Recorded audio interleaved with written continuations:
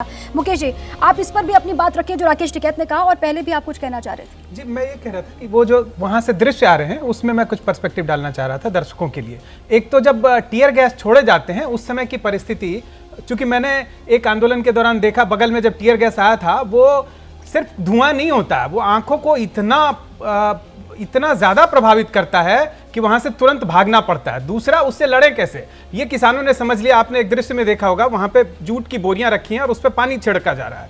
अगर tear gas गिरता है और उस जूट की बोरी से उसको ढक देते हैं, क्योंकि अभी वो सीन प्ले हुआ था, मैंने कहा कि उसका पर्सपेक्टिव बता दूं, वो जूट की बोरी से अगर आप उसको ढक देते हैं, वो मोटी बोरी है, तो उसका प्रभाव तुरंत खत्म हो जाता है। दूसरा, उन्होंने पानी के छिड़काव का भी इंतजाम रखा है। आपने देखा होगा, उसको बाकायदा आपके यहाँ घेरा बना के भी दिखाया जा रहा है। उस जो टैंकर है पानी का, उससे अगर आप पानी छिड़कते हैं तो जिन लोगों के ऊपर आंसू गैस का धुआं पड़ रहा है उनको तत्काल फौरी राहत मिलती है और वो जो उसका प्रभाव होता है वो कम हो सकता है। अब अगर बात करें कि जो आपने कहा एमएसपी की, तो एमएसपी में जो आपके रिपोर्टर भी बता रहे थे, C2 फार्मूला है क्या? C2 प्लस 50% का स्वामीनाथन आयोग ने एक फार्मूला दिया था, जबकि सरकार ने अपने लास्ट बातचीत में कहा कि हम A2 प्लस FL प्लस 50% दे सकते हैं। इसमें फर्क सिर्फ ये है कि सरकार कह रही है A2 यानी कि आपको जो भी बीज में या फिर कीटनाशक में जो लगता है सामान खरीदने में, FL हो गया कि आपका जो श्रम लगता है। पर किसानों का कहना है, और स्वामीनाथन आयोग की जो रिपोर्ट है वो कहते हैं C2 लगाओ, यानी कि जो जमीन लगती है, जमीन आज के समय बहुत महंगी हो चुकी है, या तो किसान की अपनी जमीन है या फिर उसने कॉन्ट्रैक्ट पे लिया हुआ है, किसी से लिया हुआ है, उस जमीन की भी तो कीमत लगानी होगी। अगर इस फार्मूले पे आज की बातचीत में सरकार आगे बढ़ती है तो मुझे लगता है यही तो मेरा सवाल था, ये सवाल मैंने पहले भी पूछा था। और अभिज्ञान जी, ये कितना प्रासंगिक आपको लगता है C2 प्लस 50% का जो फॉर्मूला है, जिसके तहत ही MSP की कानूनी गारंटी की मांग भी किसान कर रहे हैं, ये ग्राउंड पर कितना प्रासंगिक आपको नजर आ रहा है और कितनी बड़ी चुनौती है ये कहीं ना कहीं सरकार के सामने? नहीं, अगर सरकारें करना चाहें तो कोई चुनौती नहीं है। मैंने सालों साल रूरल रिपोर्टिंग की है। विल पावर की कमी है क्या? हाँ, विल पावर की कमी नजर आती है, इसलिए क्योंकि ये जो पॉइंट उन्होंने रखा है, और इसको मैंने अपनी किताब में यूपी के दायरे से समझाया है और कई बार कहा है, कई अलग अलग मंचों पर जाकर कहा है कि जो लैंडलेस है किसान, वो दोनों कर्ज लेता है। वो बीज का भी कर्ज लेता है और जमीन का भी कर्ज लेता है।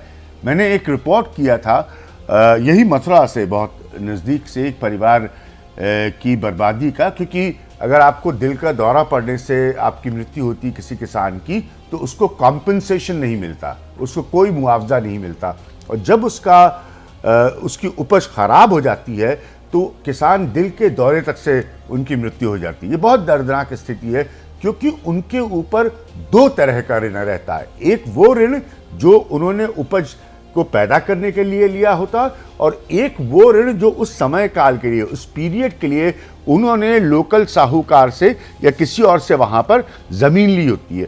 इन दोनों प्रैक्टिकलिटीज को, इन दोनों व्यवहारिक समस्याओं को समझते हुए, क्योंकि हम गरीब देश है और एग्रीगेरियन इकोनॉमी पे डिपेंडेंट है अपनी आज़ादी से, इसीलिए स्वामीनाथन ने C2 फॉर्मूले को रेकमेंड किया था कि इसको आप इंक्लूसिव बना लीजिए और उसके आधार पर आप MSP तय करिए। इसीलिए मैंने कहा कि गवर्नमेंट्स के पास सोल्यूशन अगर वो चाहेगी, जैसे मैंने शुरू में भी कहा, लॉन्ग टर्म अगर वो चाहेगी तो उसको मिल सकता है, और ये अच्छा रिकमेंडेशन है स्वामीनाथन रिपोर्ट। जैसे कि सर भी कह रहे हैं, ये तो विल पावर की कमी है ना, ये मांग अभी की थोड़ी ना है, ये तो बहुत पुरानी मांग है जिसका बहुत सारी सरकारों की, ऐसा मैं सोची कि मैं इस सरकार को पॉइंट आउट कर रहा हूं।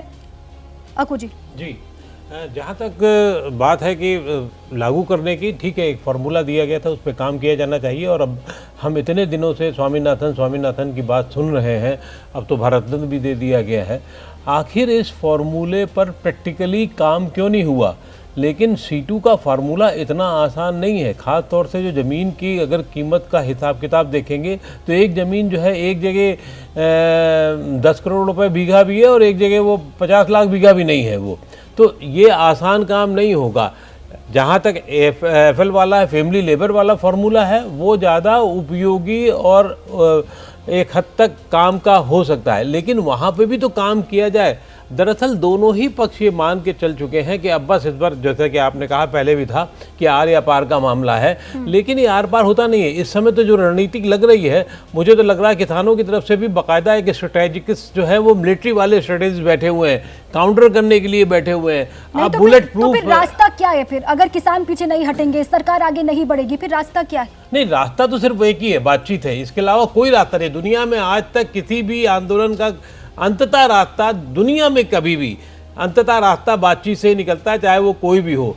आप कोई भी आंदोलन ले लेंगे तो उसमें आपको बातचीत की टेबल पे आना पड़ेगा, चाहे 50 लोग मर जाएं, चाहे 100 लोग मर जाएं, चाहे गोली चले, चाहे बारूद चल जाए, चाहे वो रूस और यूक्रेन का युद्ध हो जाए। हल तो तभी निकलेगा जब बातचीत की टेबल पे आएंगे। और जितना ही जल्दी ये दोनों लोग समझ जाएं, जितनी ही जल्दी ये दोनों पक्ष इसको स्वीकार कर लें और एक कॉमन मिनिमम प्रोग्राम के तहत में न्यूनतम क्या आप हल चाहते हैं, न्यूनतम कहाँ तक जा सकते हैं वो लीजिए और फिर उसके बाद अपना एक्सटेंड करते रहिए, जहाँ तक स्वीकार हो जाए वहाँ ठीक है। और राकेश वापस आ जी, जाइए। 4 बार की वार्ता तो हो चुकी है, 5वीं बार की वार्ता जब होगी तो उसके बाद उम्मीद कोई बनती हुई नजर आ रही है कि ये गतिरोध थमेगा या फिर किसान वापस लौटेंगे? क्योंकि वो तो कह रहे हैं कि 23 की 23 फसलों पर हमको एमएसपी की गारंटी चाहिए, इसके इतर कुछ नहीं। देखिए, समाधान के लिए दोनों लोगों को, सरकार और संगठन दोनों को थोड़ा सा पीछे हटने का स्वभाव अपनाना पड़ेगा।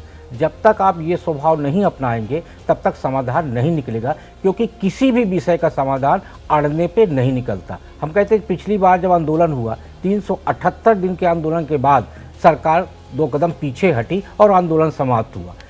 मैं कहता हूँ कहीं ना कहीं आपके किसान संगठन और सरकार दोनों मिल के एक समाधान तब निकाल पाएंगे जब दोनों एक एक कदम पीछे हटने के लिए तैयार होंगे। नहीं तो यदि सरकार अड़ेगी और किसान संगठन अड़ेंगे तो इसका कोई समाधान नहीं निकलेगा। और जो सबका एक मुद्दा है कि किसानों का हित हो, किसानों का हित नहीं होगा। जैसे अभी अभिज्ञान भी बोल रहे थे, लंबे समय से ये मांग चली आ रही है और लंबे समय तक ये मांग चलती रहेगी और इसका कोई हल निकलने वाला नहीं है। अभी फिलहाल कोई हल निकलता हुआ नजर आपको भी नहीं आ रहा है और दोनों को ही इस पर विचार करना होगा। ये भी बात आप इंगित कर रहे हैं। जल्दी से सर। हाँ सर, जल्दी से। क्योंकि C2 फॉर्मूले पर डिस्कशन हो रहा था, अर्बनाइजेशन की क्लोजनेस में जो फार्मिंग लैंड है, जो खेत की जमीनें होती है, स्वाभाविक है उनके दाम बढ़ जाते हैं। तो जब किसान उन जमीनों को किराए पे लेता है अपना बीज बोने के लिए, तो ज्यादा पैसे देने पड़ते हैं। इसीलिए ये प्रैक्टिकलिटीज को सरकारों को पूरे नेगोशिएशन में रिविजिट करना पड़ेगा, क्योंकि वो जमीन ज्यादा महंगी होती है, तो कॉस्ट लागत ज्यादा के दौरान आप ही कह रहे हैं सर कि इस बातचीत के दौरान इस पॉइंट को भी उठाना पड़ेगा।